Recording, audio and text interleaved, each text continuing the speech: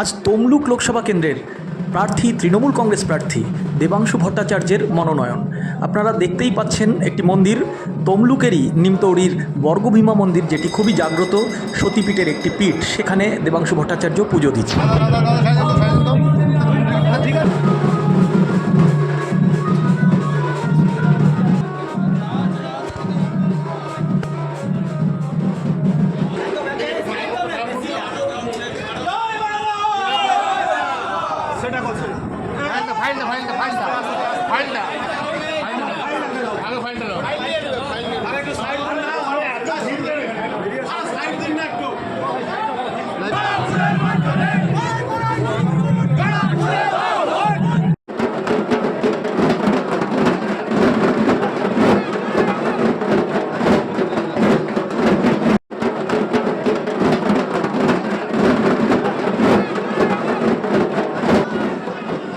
বর্গভীমা মায়ের পুজোর পরে এই মুহূর্তে কিন্তু দেবাংশু ভট্টাচার্য দেখতেই পাচ্ছেন মানুষের মাঝে মিশে গেছে।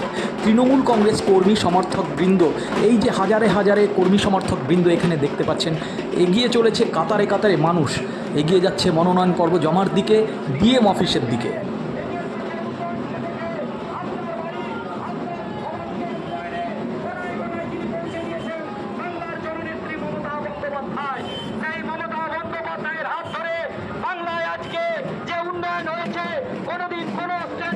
ভারতবর্ষে করতে পারেনি, তাই তাকে কালিমালিপ্ত করার জন্য অমিত শাহের যে ভাব হয়েছিল, সেই টাকার তৈরি হতে হবে আগামী লোকসভা